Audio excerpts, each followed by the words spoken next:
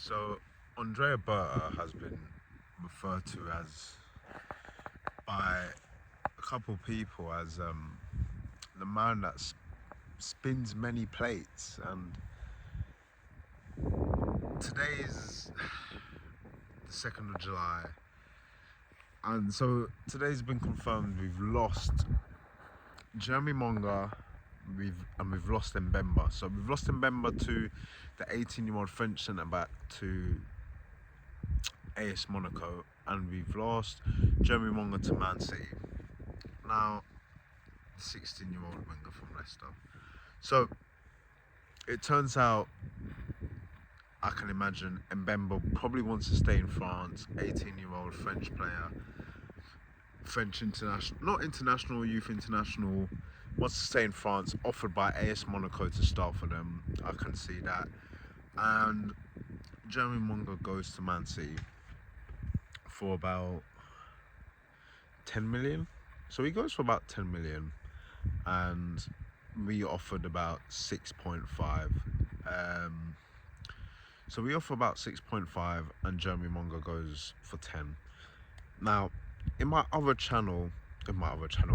video, I talk about youth development, the importance of youth development, and why I believe the market is coming into a place where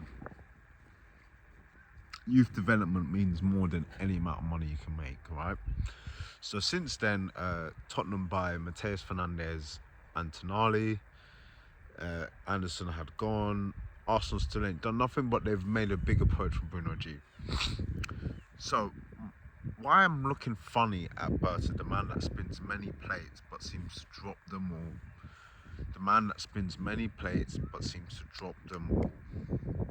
What are we doing? So Monga is 10 million, right?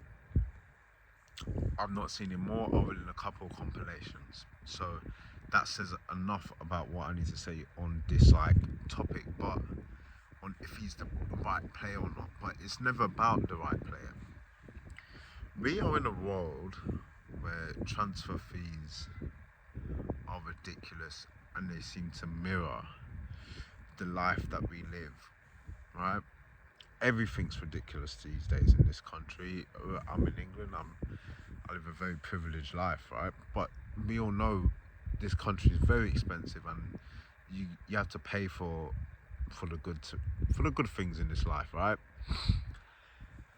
But in football, it seems to be a bit different. Things seem to be moving in a different way. Rio Mbemba goes to Chelsea, goes to Liverpool for a couple £1 million, and Arsenal get to do something very similar with Jeremy Monga, and we have cheaped out of it. Now, I believe Jeremy Monga has ways to go, probably can't really impact the Arsenal first team, can't really contribute for the time being, and he'll probably get lost in the City multi-club ownership, between Girona, Troyes, and whatever, kind of like Severe Naipan, and you kind of lose one to the game and you chalk one up to the game. But what is going on with Arsenal at the moment? We haven't seemed to have done any signings, and I don't know if this is like a problem in terms of Berta's trying too much. He's trying too much. He's calling up about Tonali. He's calling up about Bruno G. He's calling about Anthony Gordon, Barclay Rogers, name after Tzolis, name after name. How many plates can you spin before it becomes unfeasible? You can hold a plate with all 10 fingers of yours and hold a stick in your mouth to hold it up, but if you can't bring them down, if you can't control them, then you might as well. It's not about how many plates you can spin, how many inquiries you can call. Teams are acting out of desperation. You've seen that from Tottenham. Man United think they've got Fernandes in the bag. Tottenham kick down the doors. Go get him. You think you have Jeremy Monga in the bag, you're sitting waiting for tribunals, waiting for this, waiting for that. Man City kick the door down. Oh, we'll just take him 10 million. What is it? You expecting these plates to fall into your lap. So it's just a bit of a rant on, can we figure this out? I hope we do. I hope we do. We're walking a fine line here, Arsenal. It looks like we can get Bruno G, but they sold Gordon for 70 mil. They sold Tonali for 100 mil.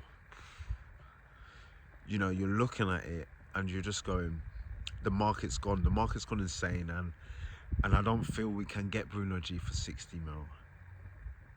If Bruno G has a release clause for 60 mil, I'm worried what's happened to Monga is going to happen to Bruno G. You know, what's stopping Man United going, here's 60. Oh, right, Arsenal's toying about 60 plus 5 or 60 plus 7. We'll just do the 70 for Bruno G. You know, we're seeming to spinning plates. We're seeming to leaving people on hold. Is this a tactic worth pursuing? I don't know. Is that the way we need to operate? Is that the way bertas should be operating? It's an interesting question. Because I for one, I'm not upset about losing Jeremy Monga. I was excited to see him in pre-season, see if he can contribute, see how does he stack up to the other guys. But we do have the Quintero twins, we do have Ethan and Max Dowman, but this is just another situation. We go, do you sit there and go, 3 years time, 2 years time, and Man City have Doku and then Jeremy Monga's coming off the bench putting in work, and you just go and they're like, why when he was 15, 16 did you not just pay the 10 million? You know, is football heading that way where youth development is so important that anyone who shows any top star glimpse of potential, you go, we'll take him because we can't let him go into the Bournemouth, Brighton, Brentford feeder system? Do you know what I mean? Like, is it a race to the bottom? And are Arsenal participating in that race? Are we juggling too many balls? I don't know. It's a bit topsy-turvy. We haven't been linked to a striker. I don't think Havertz or Gyökeres are good enough to really kick this team on. As an Arsenal fan, man, winning the Premier League was one of the best feelings ever, and I really want to go see this team win 2-3 more, go win the Champions League, go do what the others have done. Chelsea have done, Man United have done, Man City have done, Liverpool kind of done. You know, we haven't sustained success like that. We've never gone back to back in the modern era. We've never won the Champions League ever. So it's just a bit worrying. We haven't had concrete links to any real winger. Have we really put a ground shaking bid in for Rodgers, Barkley? Even that's worrying. When I say that out loud, what do you think of Rodgers? You think of him as that 10 left wing hybrid situation, you know, similar to Eze, where it's like they can cut in, but then they can kind of float in. That's where they do their game, where they start floating into the middle, cutting in from the left. And you look at Barkley and you just go, that is a touchline winger that cuts in and plays a 1-2. You know what I mean? That's a touchline winger that's meant to beat his man, hit it to a number 10, who then plays the pass back to him. Look how two different those players are. So what game plan are we doing? And I don't like this. I'm starting to get a bit uncomfortable with this plate spinning act. It's getting a bit, you're in the crowd and the plates are wobbling, they're spinning fast, and you're thinking it's gonna hit me. And Berta's on the unicycle, and the unicycle's he's not balanced, and yeah, man, God. I think we've got the tools, and I think under Arteta and Gabriel Saliba and Rice and Saka we could do anything, but oh my God, it's looking weird. It's looking weird. So how do we feel about juggling plates, doing this approach? not scattergun approach, but yeah, I'd say scattergun. I'd say scattergun. I wasn't Edu's biggest fan, but because I found Edu locked too into a target, he would spend the summer going for Nico Williams, who would say no. He would spend the summer going for Sesko, who said no. But Berta seems to be a bit different. He seems to be a little bit of you, a little bit of that. But you're kind of a bit like, well, who's number one?